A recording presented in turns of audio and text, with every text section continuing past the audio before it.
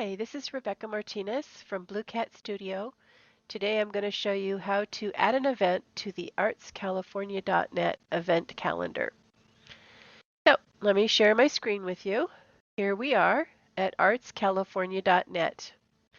Little shortcut to get here is artsca.net. This is a website that's a resource for artists and art organizations. On the website, we have a list of featured events, and these are events that are posted by people who are interested in the arts and interested in having their event publicized. It's free to post your event to the calendar. It may not show up on the front page, but it is free to post your event. These events are shared among our other partner calendars and also through a geo-sensitive shopping app called Snaptown. And that is a very popular app that has thousands of users, especially in California. So the first thing you'll need to do when you are ready to post your event is to create your free account if you don't already have one. If you do already have one, I encourage you to remember your username and maybe reset your password. The advantage to keeping your username, and you might have a username if you've used the Zoomaroo calendar at Placer Arts or Nevada County Arts, Contra Costa Arts, California Watchable Wildlife. We've had different partners over the past 10 years, and so if the calendar looks familiar to you and you think you have a password, username and password, go ahead and try to retrieve it. Otherwise, just go ahead and create a new account. Now, there are a couple of ways you can get to the login, the create an account. One is to scroll to the bottom of the page and select register.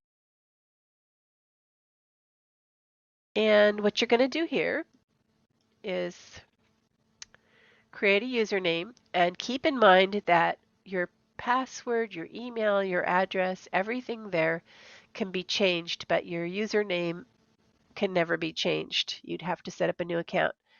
So you do want to remember your username, write it down. This isn't banking. There are no requirements for your password in terms of length or special characters. Use an email that you know you'll have access to. Add your first name. The calendar will welcome you by your first name when you're logged in. Go ahead and add your phone number.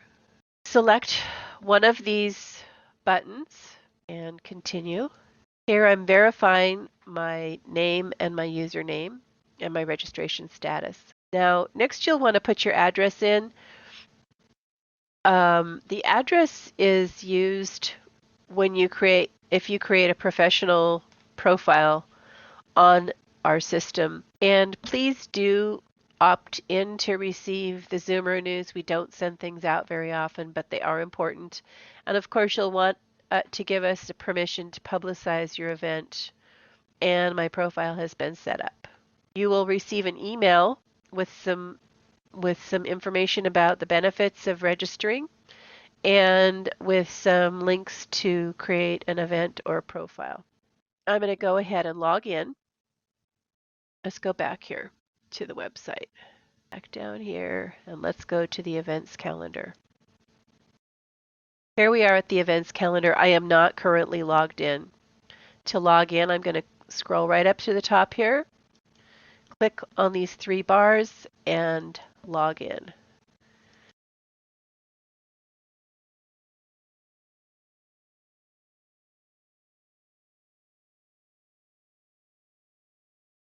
And you'll see I've been welcomed with my first name and taken to a list of all of the events that are currently posted on the calendar.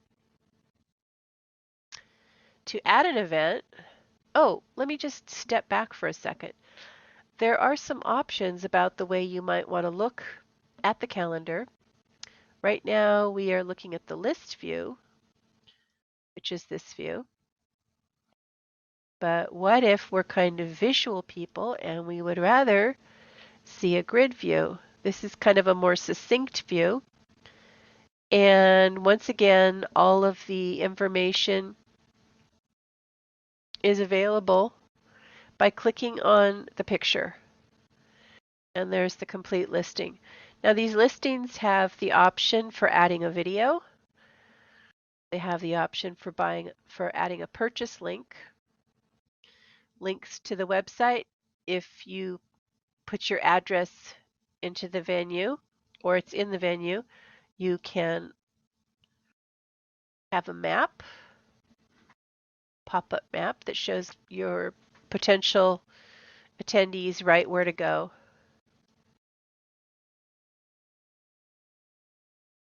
This lists your affiliation with one of our portal partners. That window.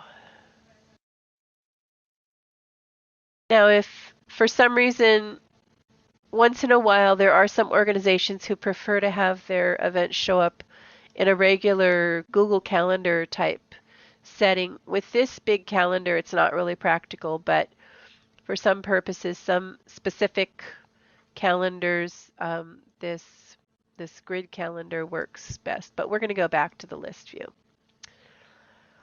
All right. I want to add an event.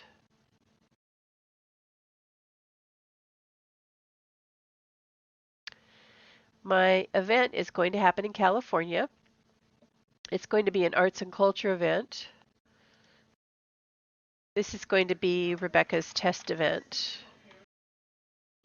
Now, if my event was going to be virtual, I would click this box and I would not be asked to enter the venue. That is the venue. My event is actually going to be held at a physical location. Most of the events you'll be posting are not recurring events. Just enter the first date of your event and the last day of your event in the respective boxes.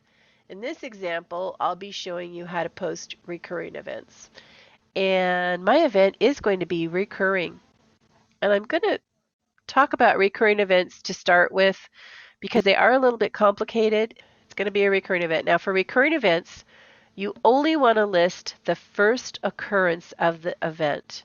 My recurring event is going to happen tomorrow on the 15th and the following Thursday, but I am only listing the first occurrence as the first start and end date. My event is going to happen at 11 a.m. to 12 p.m. My event is going to be $5. At this time, I don't have a purchase link, but if I did, I would enter it here. If I had a PayPal button to pay for my event, I could put that PayPal code in here, and a PayPal link would appear on the listing. My event is going to happen in Placer County. Going on to the next page. Now it's important to read these guidelines here for images. They must be in a JPEG format. I find it's best not to put posters into the image area because the type will end up being too small to read and it won't be searchable by search engines such as Google. The text information for your event really should go into the description. But if all you have is a poster, then you might want to do that. Okay, I'm going to enter this patterns icon JPEG. Going to go ahead and upload it. A little bit on the big side. I'm hoping it goes through. And you'll see the little dancing people while the event is uploading. If I had a YouTube video that was maybe a little snippet or representation of my event, I would put the YouTube video ID number here. Now for the event description, it's best if you have your description typed up somewhere and just put it in. Let's see if I can just find, let's just type something new. Okay. My my event is going to be a class. It's going to be at an art center, and this is where I choose my subcategory. It's going to be a special event, and it's going to be visual arts. My event is going to be held in Auburn.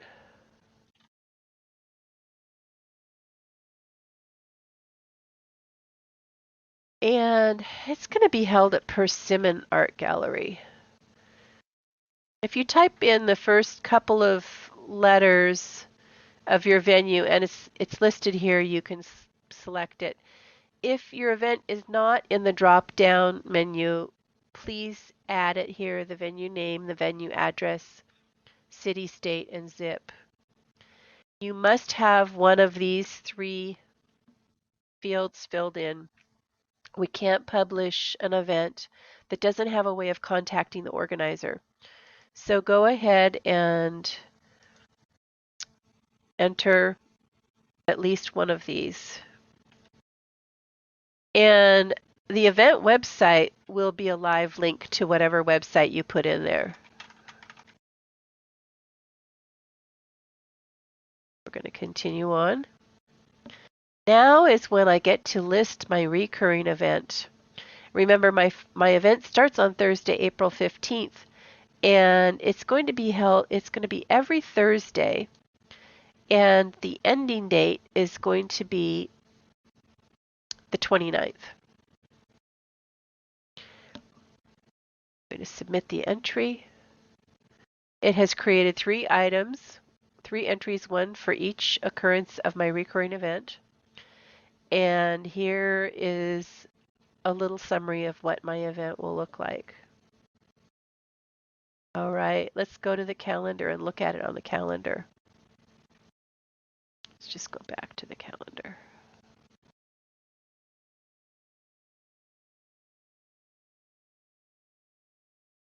Here it is, my test event. And here's the map link. This listing is courtesy of Arts California. Here's my contact information. I can now share this event. Super easy to share it to Facebook. If I can find Facebook. Go.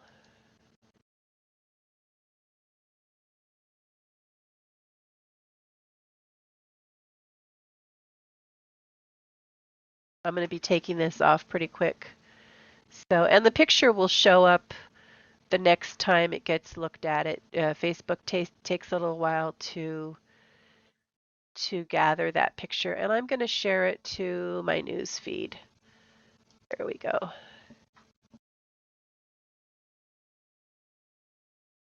Now, if you ran into some problems, you can drop us a line. Here we have a very good support system here.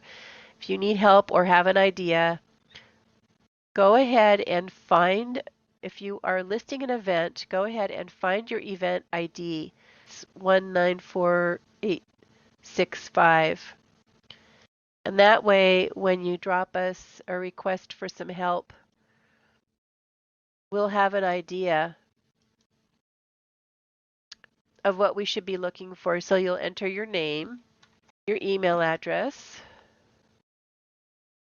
and your phone number. Be sure to put your event ID in here, and then just the whatever the problem is.